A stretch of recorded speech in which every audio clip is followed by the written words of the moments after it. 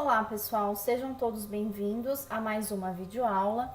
O nosso tema de hoje é sobre cinética química. Esse tema vai estar fragmentado em algumas videoaulas, essa é a parte 1, no qual nós vamos trabalhar o conceito de velocidade média e velocidade instantânea. Então, dando início à nossa videoaula, o que vem a ser a cinética, né? Então, é o estudo dinâmico, tá? Estudo dos aspectos dinâmicos envolvidos numa transformação química. E por que estudar a cinética? A cinética, ela estuda, na realidade, a velocidade das reações. Então, aqui eu coloquei 3 exemplos que mostram um pouco da importância desse conhecimento, né? Então, no caso da conservação dos alimentos, o que é importante? Eu conhecer as condições de temperatura, umidade, o contato com o oxigênio presente no ar, para que eu possa monitorar e entender quais são as melhores condições para que esse alimento possa ser armazenado de modo a retardar a velocidade de decomposição.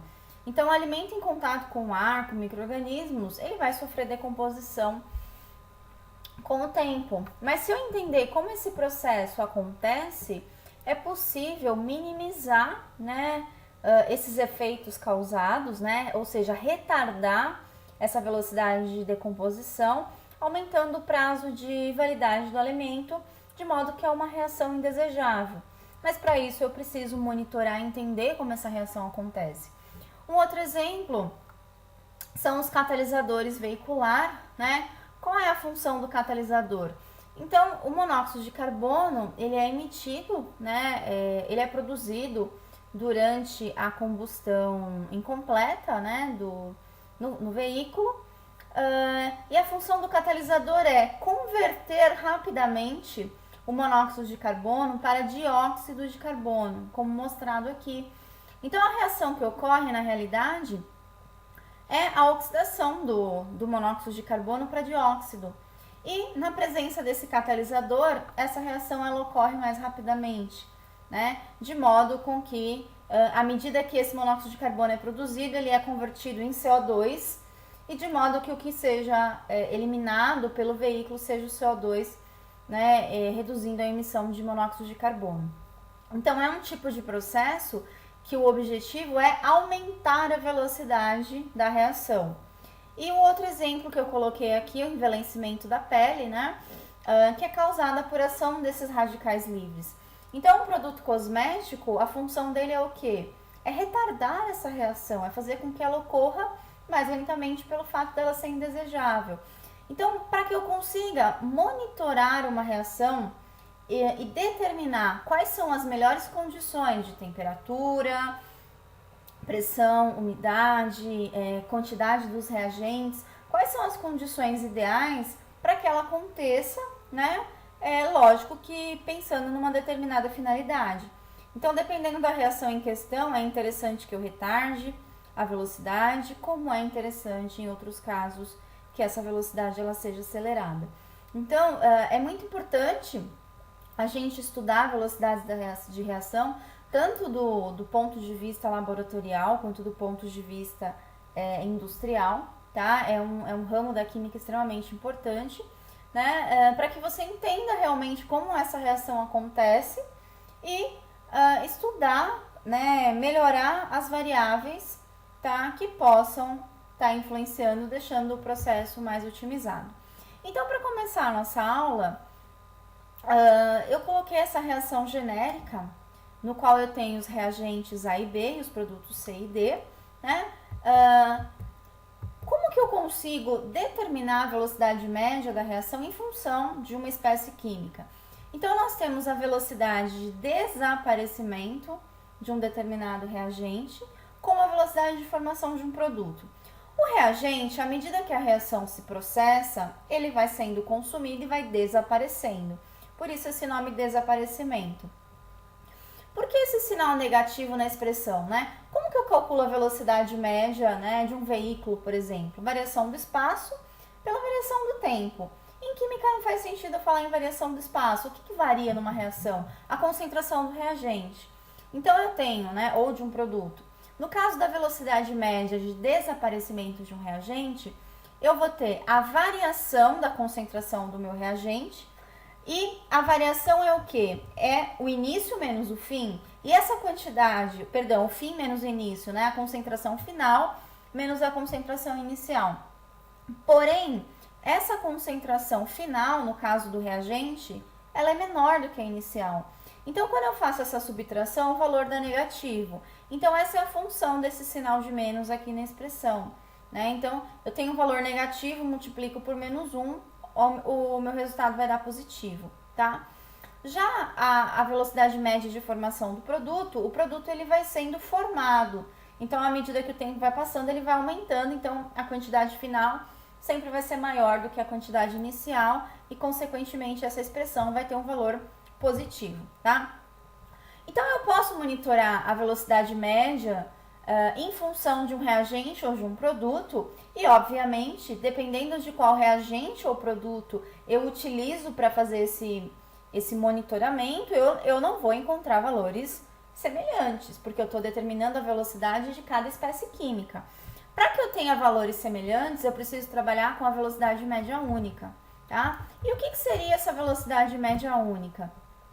Então, aqui nós temos uma reação genérica, no qual as letras maiúsculas representam reagentes e produto, e as letras minúsculas representam os coeficientes estequiométricos, tá? E eu tenho aqui como um exemplo a reação de produção de água, né, a partir de hidrogênio e oxigênio. O que é interessante? Vamos observar os coeficientes estequiométricos. Se eu supor, né, vou inventar aqui um determinado valor, tá?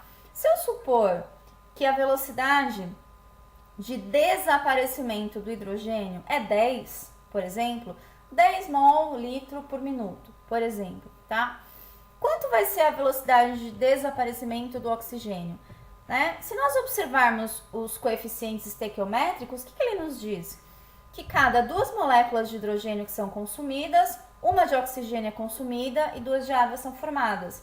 Então, se eu tenho uma velocidade da ordem de 10 para o hidrogênio, quanto vai ser a velocidade em função do oxigênio? É a metade, porque a proporção estequiométrica é 2 para 1. Então, se 5 moléculas, né, se 10 mols de hidrogênio são consumidos por minuto, ao mesmo tempo, quantos mols de oxigênio vão ser consumidos? 5 mols, né? E quantos mols de água vão se formar? 10 mols, porque a proporção é 2 para 1 para 2, tá? O que seria a velocidade média única? Quando eu divido a velocidade média de um componente pelo seu coeficiente estequiométrico, como eu mostrei aqui de modo genérico, eu sempre vou encontrar um valor igual. Então, por exemplo, no nosso exemplo aqui, né, eu supus que a velocidade do hidrogênio é 10. Se eu dividir 10 pelo coeficiente estequiométrico, vai dar 5. Então, 5 seria a minha velocidade média única. Se eu tivesse calculado em função do oxigênio, quanto é a velocidade do oxigênio que eu havia, né, comentado, né, no exemplo? Era 5, porque é metade do hidrogênio. 5 dividido por 1, que é o coeficiente estequiométrico, vai dar 5 também. E a mesma coisa para a água. Qual a velocidade de formação da água? É a mesma do hidrogênio. Então, se do hidrogênio é 10, da água vai ser 10. Dividido por 2, 5. Então, nesse exemplo, a velocidade média única seria 5. E ela é independente de qual reagente que eu utilize para fazer o cálculo, obviamente eu vou encontrar o mesmo valor. Então, a velocidade média única, se eu utilizar a velocidade média de uma espécie química e dividir pelo seu coeficiente estequiométrico, vai ser igual à velocidade média do outro componente dividido pelo seu coeficiente estequiométrico. Então, para exemplificar, nós temos esse exercício que ele diz o seguinte: a velocidade média de reação, essa é a reação de formação da amônia, é registrada como sendo 1,15 mol de NH3 litro-hora. Que informação é essa? O exercício está me dando, na realidade, a velocidade de formação da amônia, não é a velocidade média única da reação. A primeira pergunta: qual é a velocidade média única de desaparecimento do hidrogênio? Ele me deu a velocidade da amônia e ele quer saber a velocidade do hidrogênio, né? Lembrando que os coeficientes estequiométricos na reação é 3 para o hidrogênio e 2 para a amônia. E o que eu sei? que a velocidade de formação da amônia dividido pelo seu coeficiente estequiométrico vai me dar a velocidade média única. Da mesma forma que a velocidade de desaparecimento do hidrogênio dividido pelo seu coeficiente estequiométrico, que é 3, também me dá a velocidade média única. Então, eu posso estipular que isso é uma igualdade, né? A velocidade de formação da amônia dividido por 2 é igual à velocidade de desaparecimento do hidrogênio dividido por 3. Ou seja, existe uma relação, né, das velocidades com os coeficientes estequiométricos. Quanto é a velocidade da amônia? 1,15. Se eu dividir 1,15 por 2, vai ser igual à velocidade de desaparecimento do hidrogênio dividido por 3. Simplesmente substituir a velocidade de formação do N3 pelo valor dado. Se nós fizermos esse cálculo, né, quanto vai ser a velocidade de desaparecimento do hidrogênio? 1,15 dividido por 2 vezes 3, que vai dar 1,73. Qual é a velocidade média única da reação? Eu posso calcular tanto em função do hidrogênio como da amônia, que são as duas espécies químicas que eu tenho. No caso do hidrogênio, eu vou pegar a velocidade média única do hidrogênio, que é 1,73, e vou dividir pelo seu coeficiente estequiométrico, que é 3. 1,73 dividido por 3 é igual a 0,577. Também poderia ter feito em função da amônia. 1,15, que é a velocidade da amônia dividido por 2, eu vou chegar basicamente nos mesmos valores. Então, a velocidade média única ela é uma característica da reação.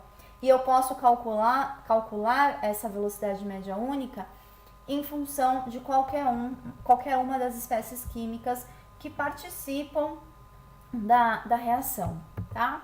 E aqui, como nós havíamos falado, né, nós também vamos abordar um pouco sobre a velocidade instantânea.